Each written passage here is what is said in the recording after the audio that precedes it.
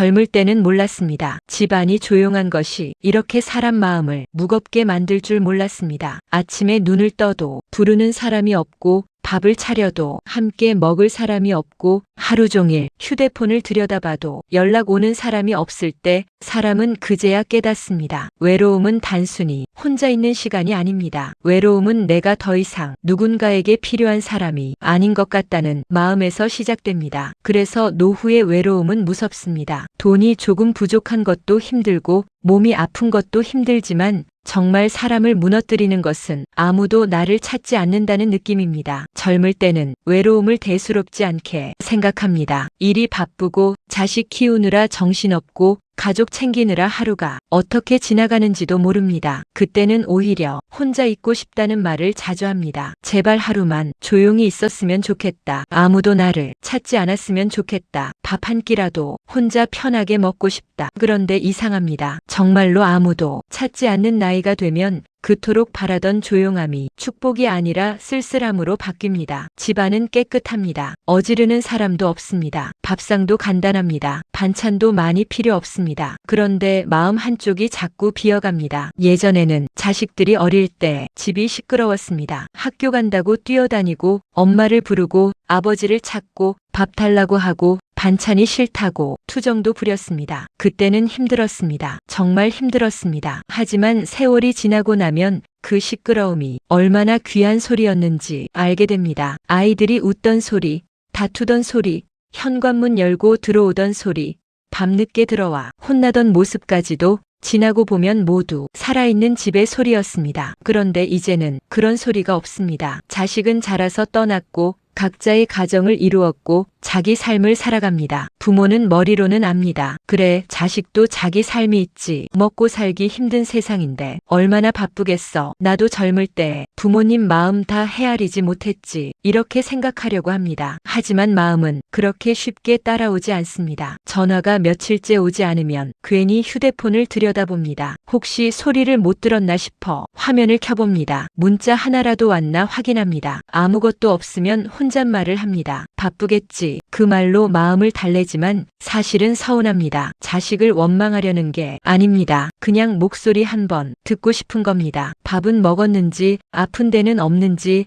오늘 하루는 어땠는지 묻고 싶은 겁니다. 부모의 외로움은 대부분 자식에게서 시작된다고 해도 과하지 않습니다. 왜냐하면 부모는 젊은 시절 대부분을 자식에게 주고 살아왔기 때문입니다. 좋은 음식이 있으면 자식 입에 먼저 넣었습니다. 새 옷이 필요해도 자식 옷부터 샀습니다. 학원비, 등록금, 결혼자금, 집 마련, 생활비까지 부모는 늘 자기 몫을 뒤로 밀었습니다. 그렇게 살다 보니 어느 날 자식은 어른이 되었고 부모는 늙어버렸습니다. 그런데 자식은 부모가 늙었다는 사실을 생각보다 늦게 알아차립니다. 부모는 언제나 그 자리에 있을 것 같고 전화하면 받을 것 같고 명절이면 밥 차려줄 것 같고 힘들면 도와줄 것 같다고 생각합니다. 하지만 부모도 사람입니다. 부모도 외롭고 부모도 아프고 부모도 누군가에게 기대고 싶은 날이 있습니다. 그러나 많은 부모는 그 말을 하지 못합니다. 자식에게 부담될까봐, 혹시 돈 달라는 말로 들릴까봐, 혹시 외롭다는 말이 짐처럼 느껴질까봐, 그래서 괜찮다고 합니다. 나는 괜찮다. 너희만 잘 살면 된다. 바쁘면 안 와도 된다. 입으로는 이렇게 말하지만 마음속에서는 다른 말이 흐릅니다. 그래도 가끔은 와주면 좋겠다. 목소리라도 들려주면 좋겠다. 내가 아직 살아있다는 걸 기억해주면 좋겠다. 노후의 외로움은 이렇게 말하지 못한 마음들이 쌓여 만들어집니다. 불교에서는 괴로움의 뿌리를 집착에서 찾습니다. 집착이라는 말이 차갑게 들릴 수 있지만 사실 부모와 자식 사이의 집착은 사랑에서 시작됩니다. 너무 사랑했기 때문에 붙잡고 싶고 너무 많이 주었기 때문에 돌아보고 싶고 너무 오래 마음을 썼기 때문에 서운함도 커지는 겁니다. 부처님은 세상의 모든 인연은 변한다고 하셨습니다. 만난 것은 헤어지고 가까웠던 것은 멀어지고 내 것이라 믿었던 것도 언젠가는 내 곁을 떠납니다. 이것을 머리로는 알지만 가슴으로 받아들이는 일은 쉽지 않습니다. 특히 자식과의 인연은 더 어렵습니다. 자식은 내 몸에서 나온 존재 같고 내 삶의 전부였고 내 젊음을 다 바쳐 키운 존재이기 때문입니다. 그래서 자식이 멀어지면 단순히 연락이 줄어든 것이 아니라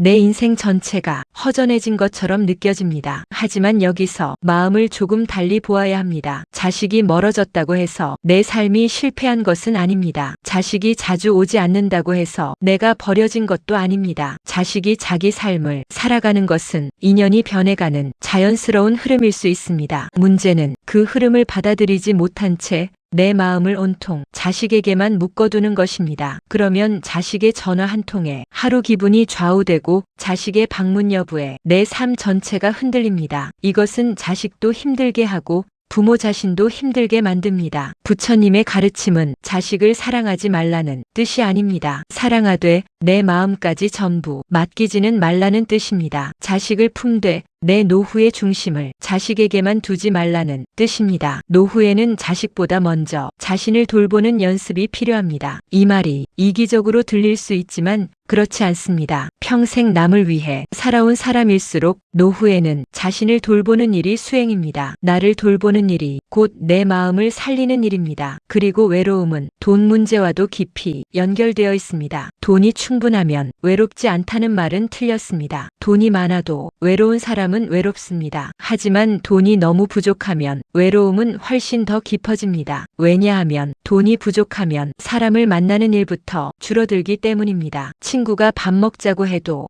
부담스럽습니다. 커피 한잔 하자고 해도 계산이 먼저 떠오릅니다. 경조사가 생겨도 마음이 무겁습니다. 병원비가 걱정되어 아파도 미루게 되고 교통비가 아까워 외출도 줄어듭니다. 그러다 보면 집에 있는 시간이 길어집니다. 처음에는 아껴야 하니까 어쩔 수 없다고 생각합니다. 하지만 집에만 있는 시간이 길어지면 마음은 점점 더 좁아집니다. 몸이 덜 움직이면 생각이 많아지고 생각이 많아지면 서운함이 커지고 서운함이 커지면 외로움이 더 깊어집니다. 젊은 시절 부모들은 자식에게 돈을 많이 씁니다. 그때는 그것이 당연하다고 생각합니다. 자식 잘 되는 것이 내 기쁨이고 자식 편한 것이 내 행복이라고 믿습니다. 물론 부모 마음은 그렇습니다. 그 마음이 틀렸다는 것이 아닙니다. 다만 노후가 되었을 때 내 삶을 지킬 최소한의 힘까지 모두 내어주면 안 됩니다. 돈은 단순한 종이가 아닙니다. 노후의 돈은 선택권입니다. 아플 때 병원에 갈 수 있는 힘이고 외로울 때 사람을 만나러 나갈 수 있는 힘이고 자식에게 서운함을 덜 느끼게 해주는 마음의 버팀목이기도 합니다. 돈이 없으면 자식에게 기대게 됩니다. 자식에게 기대면 고마움보다 눈치가 먼저 생길 때가 있습니다. 이 말하면 싫어하지 않을까? 또 돈 이야기한다고 생각하지 않을까? 내가 짐이 되는 건 아닐까? 그 마음이 쌓이면 부모는 더 말이 없어집니다. 그리고 말이 없어질수록 외로움은 더 깊어집니다. 그래서 노후의 외로움을 줄이려면 돈을 바라보는 마음도 바뀌어야 합니다. 많이 벌어야 한다는 뜻이 아닙니다. 남에게 보여주기 위한 돈이 아니라 내 하루를 지키는 돈이 필요합니다. 작은 생활비라도 내 손에 있어야 하고 아플 때 쓸 돈이 조금이라도 있어야 하고 가끔 사람을 만날 수 있는 여유가 있어야 합니다. 불교에서는 중도를 말합니다. 지나치게 움켜쥐지도 말고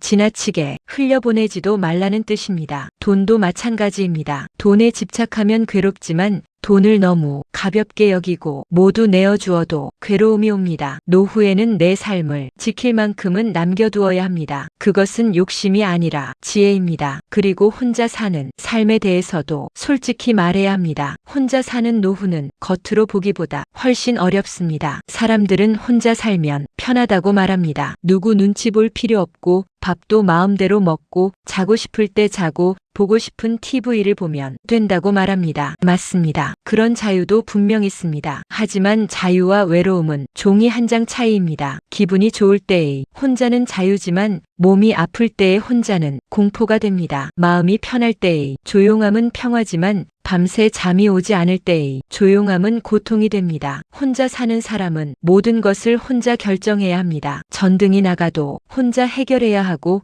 병원에 갈 때도 혼자 가야 하고 약을 챙기는 것도 혼자 해야 합니다. 아침에 일어나 어지러워도 누구에게 바로 말하기 어렵습니다. 밤에 갑자기 가슴이 답답해도 옆방에 부를 사람이 없습니다. 이런 현실이 쌓이면 사람은 점점 불안해집니다. 내가 혹시 쓰러지면 누가 알까? 며칠 동안 아무도 모르면 어떡하지? 내가 이렇게 혼자 늙어가는 게 맞는 걸까? 이 생각은 많은 혼자 사는 노인들이 한 번쯤 해보는 생각입니다. 그리고 이 생각이 반복되면 외로움은 단순한 감정이 아니라 두려움이 됩니다. 그러나 혼자 사는 삶이 반드시 불행한 것은 아닙니다. 중요한 것은 완전히 고립되지 않는 것입니다. 혼자 살더라도 사람과 연결되어 있어야 합니다. 매일 긴 대화를 하지 않아도 됩니다. 매일 누군가를 만나지 않아도 됩니다. 하지만 최소한 내가 사라져도 누군가 알아차릴 관계는 있어야 합니다. 동네 이웃과 인사를 나누는 것, 복지관 프로그램에 가끔이라도 나가는 것, 절에 가서 법회에 참석하는 것, 시장 상인과 얼굴을 익히는 것, 동네 산책길에서 만나는 사람에게 웃으며 인사하는 것, 이런 작은 연결이 노후에는 생명줄이 되기도 합니다. 큰 인연만 인연이 아닙니다. 매일 마주치는 작은 인연도 마음을 살립니다. 부처님께서는 모든 존재가 서로 기대어 살아간다고 보셨습니다. 나 혼자만으로 완전히 존재하는 것은 없습니다. 밥 한 그릇에도 농부의 손길이 있고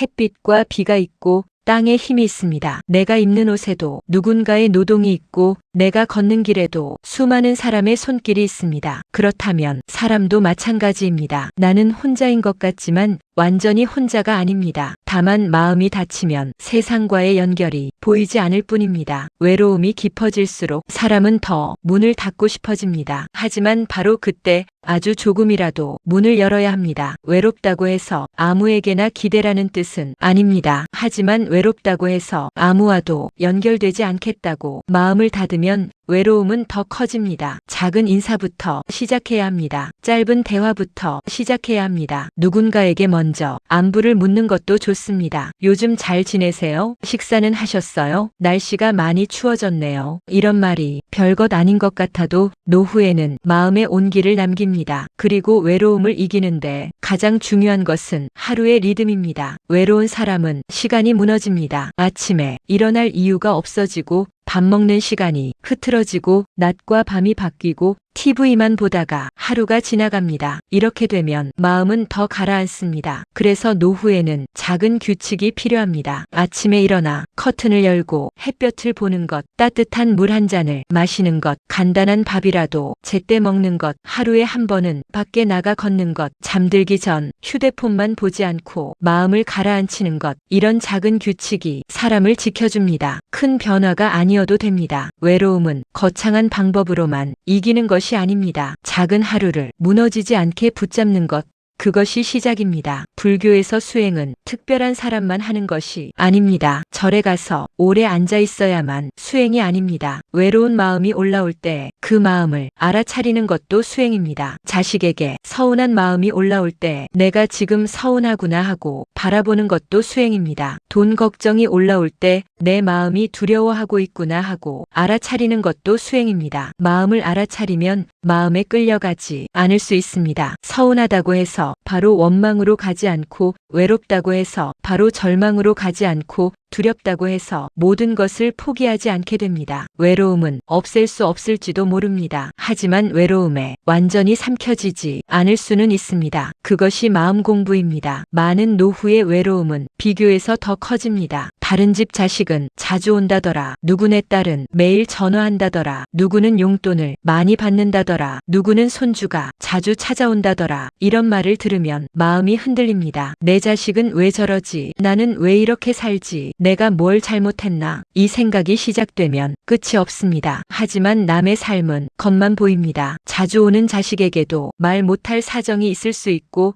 용돈을 많이 받는 부모에게도 다른 외로움이 있을 수 있습니다. 겉으로 좋아 보이는 집도 속으로는 각자의 괴로움을 안고 살아갑니다. 부처님은 비교하는 마음이 괴로움을 키운다고 보셨습니다. 비교는 끝이 없습니다. 나보다 나은 사람을 보면 초라해지고 나보다 못한 사람을 보면 잠시 위안은 되지만 마음이 평화로워지지는 않습니다. 진짜 평화는 비교를 내려놓을 때 시작됩니다. 내 자식은 내 자식의 길을 가고 나는 내 길을 가야 합니다. 내 노후는 남의 집 노후와 같을 수 없습니다. 내가 가진 조건 안에서 오늘 하루를 덜 외롭게 사는 방법을 찾아야 합니다. 그리고 자식에게 연락을 기다리기만 하기보다 내가 먼저 짧게 연락하는 것도 방법입니다. 단 원망을 담아 연락하면 관계는 더 멀어집니다. 너는 왜 연락도 안 하니? 내가 너를 어떻게 키웠는데 부모가 죽어야 오겠니? 이런 말은 부모의 아픈 마음에서 나오지만 자식은 방어하게 됩니다. 그러면 부모는 더 상처받고 자식은 더 피하게 됩니다. 대신 짧고 담백한 담백하게 말해보는 겁니다. 목소리 듣고 싶어서 전화했다. 바쁘면 나중에 전화해도 된다. 밥 잘 챙겨 먹어라. 나는 오늘 산책 다녀왔다. 이렇게 말하면 관계가 조금은 부드러워집니다. 부모의 자존심을 내려놓으라는 뜻이 아닙니다. 내 마음을 덜 다치게 표현하는 지혜를 가지자는 뜻입니다. 노후의 외로움은 결국 관계의 문제이고 마음의 문제이며 생활의 문제입니다. 자식과의 관계,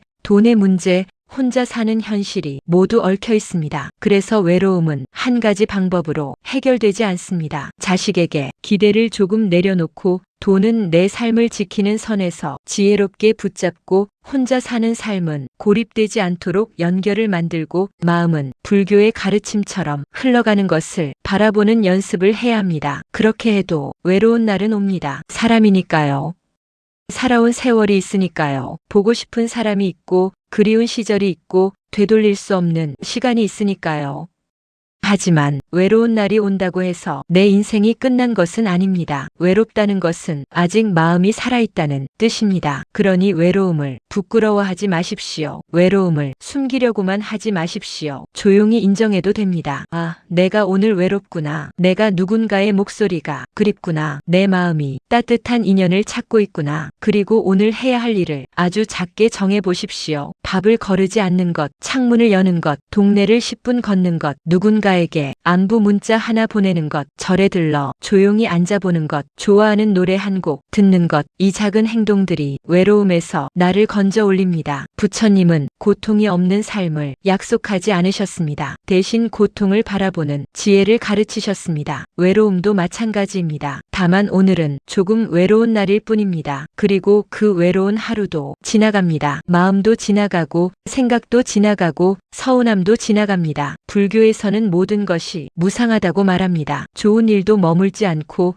괴로운 일도 영원히 머물지 않습니다. 지금의 외로움도 영원한 내 모습이 아닙니다. 그저 오늘 내 마음에 잠시 머물다 가는 구름 같은 것입니다. 당신은 이미 많은 세월을 견뎌온 사람입니다. 수많은 걱정 속에서도 살아냈고 슬픈 날에도 밥을 차렸고 몸이 아픈 날에도 하루를 버텼습니다. 그 힘이 아직 당신 안에 있습니다. 오늘도 그 힘으로 한 걸음만 살아가면 됩니다. 거창한 희망이 아니어도 됩니다. 아주 작은 온기 하나면 됩니다. 따뜻한 밥 한 끼, 햇볕 한 줄기, 짧은 안부 한마디, 조용한 기도 한 번이면 됩니다. 외로움이 찾아온 날에는 이렇게 마음속으로 말해보십시오. 나는 버려진 사람이 아니다. 나는 지금까지 잘 살아온 사람이다. 내 마음도 소중하다. 오늘 하루만 더 나를 돌보자. 이 말은 주문이 아니라 자신에게 건네는 자비입니다. 불교에서 말하는 자비는 남에게만 베푸는 것이 아닙니다. 나 자신에게도 자비로워야 합니다. 평생 남을 위해 살았다면 이제는 나에게도 따뜻해야 합니다. 오늘 이 이야기를 듣는 분들 중에도 지금 혼자 방에 앉아 계신 분이 있을지 모릅니다. 자식에게 전화하고 싶지만 참고 계신 분도 있을 것입니다. 돈 걱정에 사람 만나는 일을 줄인 분도 있을 것입니다. 혼자 사는 집이 너무 조용해서 TV 소리를 크게 틀어놓은 분도 있을 것입니다. 당신만 그런 것이 아닙니다. 많은 사람들이 말하지 못한 채 그렇게 살아갑니다. 다만 겉으로 드러내지 않을 뿐입니다. 노후는 끝이 아닙니다. 노후는 남은 삶을 어떻게 바라볼지 배우는 시간입니다. 잃어버린 것만 세는 시간이 아니라 아직 남아있는 것을 발견하는 시간이기도 합니다. 아직 숨을 쉬고 있습니다. 아직 햇볕을 볼 수 있습니다. 아직 따뜻한 밥을 먹을 수 있습니다. 아직 누군가에게 먼저 인사할 수 있습니다. 아직 마음을 바꿀 수 있습니다. 그렇다면 아직 끝난 것이 아닙니다. 오늘 외로웠다면 내일은 작은 인사 하나라도 해보십시오. 오늘 자식 때문에 서운했다면 내일은 그 마음을 글로 적어보십시오. 오늘 돈 때문에 움츠러들었다면 내일은 내게 꼭 필요한 것과 내려놓을 것을 조용히 나눠보십시오. 오늘 혼자 사는 집이 너무 적막했다면 내일은 햇빛 드는 시간에 창문을 열어보십시오. 부처님 가르침처럼 모든 것은 변합니다. 외로움도 변합니다. 지금의 마음도 변합니다. 그리고 나도 변할 수 있습니다. 그러니 오늘 하루 자신에게 너무 모질지 마십시오. 당신은 충분히 애쓰며 살아왔습니다. 이제는 조금 덜 서운하게, 조금 덜 붙잡고 조금 더 자신을 아끼며 살아가셔도 됩니다. 마지막까지 함께 해주셔서 감사합니다. 오늘 이 이야기가 혼자 계신 누군가의 마음에 작은 등불이 되었으면 좋겠습니다. 외로운 밤이 오더라도 당신의 삶은 여전히 소중합니다. 힘들어하는 분들에게 영상 공유하여 힘이 되어 주세요.